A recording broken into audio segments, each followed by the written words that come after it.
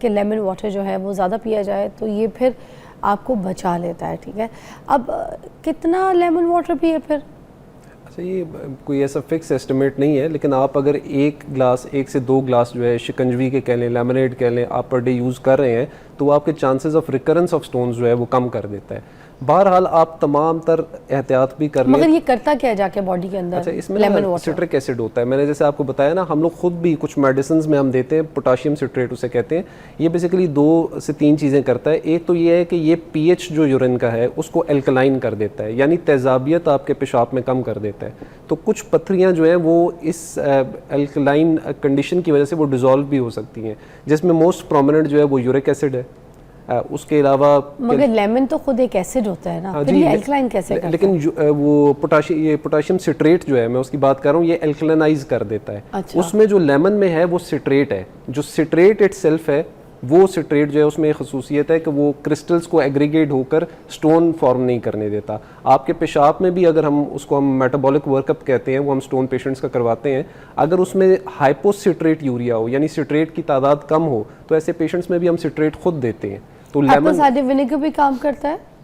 Vinegar जो है वो आप ये सिर्फ पीएच रिलेटेड है। Okay. जो कुछ स्टोन्स हैं वो एसिडिक मीडियम में, आप यानी एक फार्मूला नहीं दे सकते कि पेशेंट को अपना जो यूरिन है वो ज़्यादा एसिडिफाई करना है या अल्कलाइन रखना है। ये पेशेंट स्टोन की कॉम्पोजिशन पे डिपेंड करता है। कुछ इसी तरह स्टोन्स हैं जो for example true white stones हैं जो कि इन्फेक्शन, पेशाब के इन्फेक्शन की वजह से बनते हैं। इनमें आप यूरिन को जो है एसिडिक करते हैं, वो इसका ट्रीटमेंट है। और उसमें ज़ाहिर है सबसे इम्पोर्टेंट ये है कि आप उस इन्फेक्शन को ट्रीट भी करेंगे।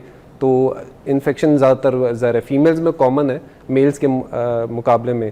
तो इन्फेक्शन रिजॉल्व करना और उसके साथ जो है सिट्रेट जो है ये, क्योंकि उसकी एग्रीगेशन को रोकेगा, तो ये फिर उसका मेथोडोलॉजी है जिस तरह से हम उन्हें। अब किसी को हो गया है, अब क्या कर सकता है, किस तरीके से इसको रोक सकता है, इसकी ट्रीट कैसे होगी? अभी ये स्टोन्स बॉडी में जाके नुकसान भी कर रहे हैं, अच्छा। ठीक है, पास आउट होंगे खुद ब खुद या फिर इसकी मेडिसिन लेके या इसकी ऑपरेशन या इसकी सर्जरी का? सॉरी, अच्छा, एक चीज़ इस पर मैं कमेंट करना चाहूँगा, शायद हमने थोड़ा स्किप कर दिया, वो है प्रेजेंटेशन स्टोन्स की। ये क्या है? मतलब स्टोन का पेशेंट जो है वो किस तरह से हमारे क्लिनिक पे आएगा और क्या अलामात होंगी तो एक शख्स कह सकता है कि जी मुझे गुर्दे की पथरी है, क्योंकि बड़ा कंफ्यूजिंग है पेशेंट्स के लिए। वो कहते हैं डॉक्टर साहब मुझे जी थोड़ी सी दर्द है। एक टिपिकल पेशेंट किडनी स्टोन का अगर वो हमारे पास आएगा तो उसकी कंप्लेन होती है डॉक्टर साहब मैंने वखियां च पीड़ होती है।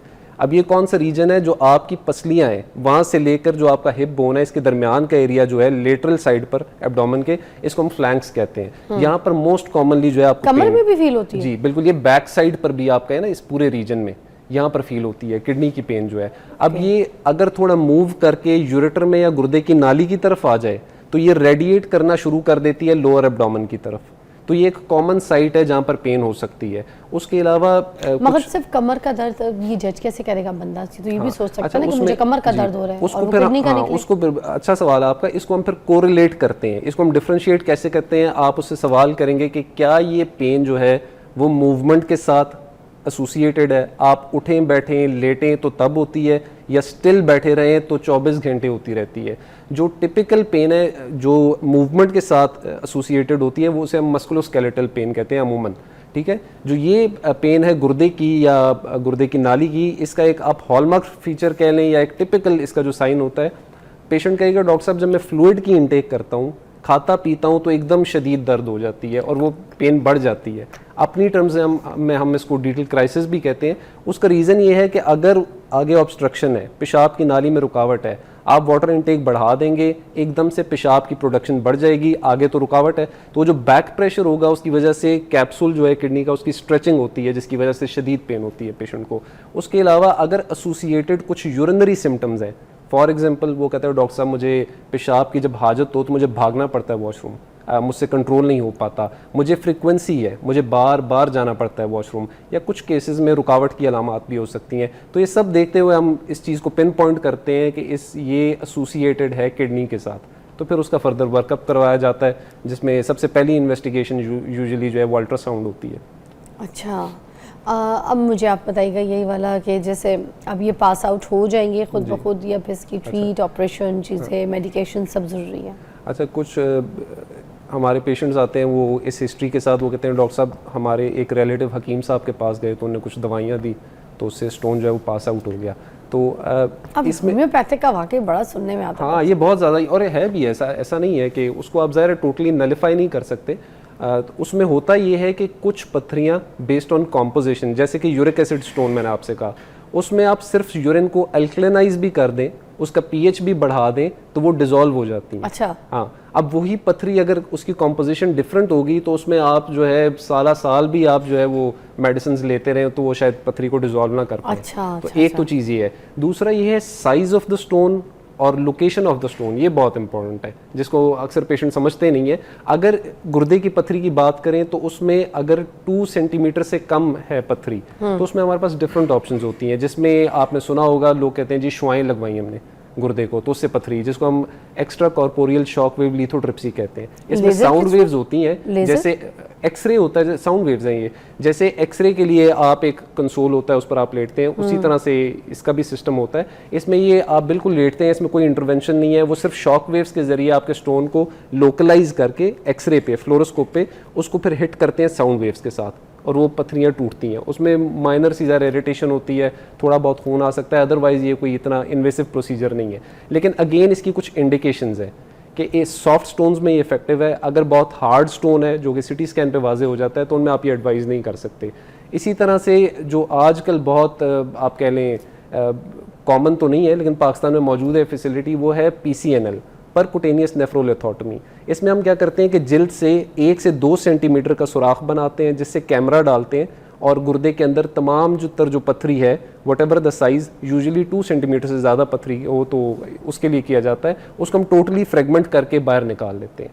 तो एक मिनिमली इन्वेसिव प्रोसीजर है जिससे आपका किडनी का कोई भी स्टोन जो है वो क्लियर हो जाता है। इससे भी मज़ीद एडवांसमेंट आ चुकी है और अब ये है कि एक नेचुरल ऑरिफिस सर्जरी जिसको हम कहते हैं, आप पेशाब के रास्ते से एक फ्लेक्सिबल कैमरा के थ्रू जाते हैं और आप वहाँ से मसाने में, गुर्दे की नाली में और अल्टीमेटली गुर्दे में जाते हैं और लेज़र के ज़रिए आप जो है डस्ट कर देते हैं, टोटली रेत में कन्वर्ट कर देते हैं आप पथरी को, और वो फिर पेशाब के फ्लो के साथ वो खुद ब खुद जो है वो निकलती रहती है। तो ये मेजर इंटरवेंशंस है, इसको हम RIRS कहते हैं, रेट्रोग्रेड इंट्रारीनल सर्जरी। तो ये लेटेस्ट प्रोसीजर्स हैं दो जो गुर्दे की महंगी तो नहीं होती है? आम प्रोसीजर से आप जैसे अगर इसको कंपेयर करेंगे एक ओपन सर्जरी से जो कि चीरे वाला ऑपरेशन होता था जिसमें इतना बड़ा चीरा दिया जाता था गुर्दे के ऊपर, तो उससे इस सेंस में महंगा है कि इसके गैजेट्स जो हैं, जो इंस्ट्रूमेंट्स हैं वो कॉस्टली हैं। इसमें फ्लोरोस्कोप यूज़ होता है, फ्लेक्सिबल कैमरा, लेज़र, तो इनकी एक अपनी कॉस्ट है। लेकिन इसमें भी आपको ज़ाहिर है डिफरेंट रेंजेस मिलेंगी मुख्तलिफ सेटअप। ये क्लियर कर दें कि अगर किसी को एक बार किडनी स्टोन हो गया तो क्या उसको बार बार अब यही मसला होता रहेगा या नहीं? अच्छा देखें, एहतियात, लाइफस्टाइल मॉडिफिकेशन, डाइटरी मॉडिफिकेशन, ये तमाम चीज़ें और इन्फेक्शन को प्रिवेंट करना। अब मेरे पास स्पेशली फीमेल्स और उनमें भी ओल्ड एज पेशेंट्स आते हैं जिनमें बहुत कॉमन है, वो कहते हैं कि डॉक्टर साहब मुझे इन्फेक्शन इतना ज़्यादा होता है, मैं क्या करूं?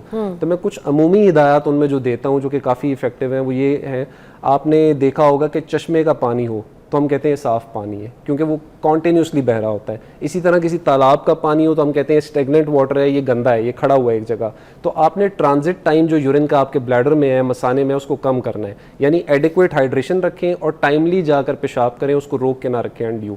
एक उसके अलावा ये है कि आप, मैं पेशेंट्स को कहता हूँ कि जब भी आप स्तंजा करें तो आप वाइप इस तरह से करें कि बैक टू फ्रंट ना करें, फ्रंट टू बैक करें, यानी जो फीसेस या स्टूल या पखाने के जो आपके जरासीम है वो पेशाब के ट्रैक को इन्फेक्ट ना करें, वहाँ आकर वो जो है इन्फेक्शन क्रिएट कर सकते हैं। उसके अलावा ब्रीदेबल क्लोथिंग्स हैं, टाइट क्लोथ्स ना पहने, सफाई का ख्याल रखें। तो ये वो चीज़ें हैं जो छोटी छोटी हैं कहने को, लेकिन ये इनका इम्पैक्ट बहुत ज़्यादा है, ये आपको बार बार इन्फेक्शन से और अल्टीमेटली स्टोन फॉर्मेशन से प्रिवेंट कर सकती हैं। थैंक यू सो मच, बहुत बहुत शुक्रिया, बहुत अच्छा गाइड किया आपने। एक ब्रेक के बाद आपको मिलते हैं।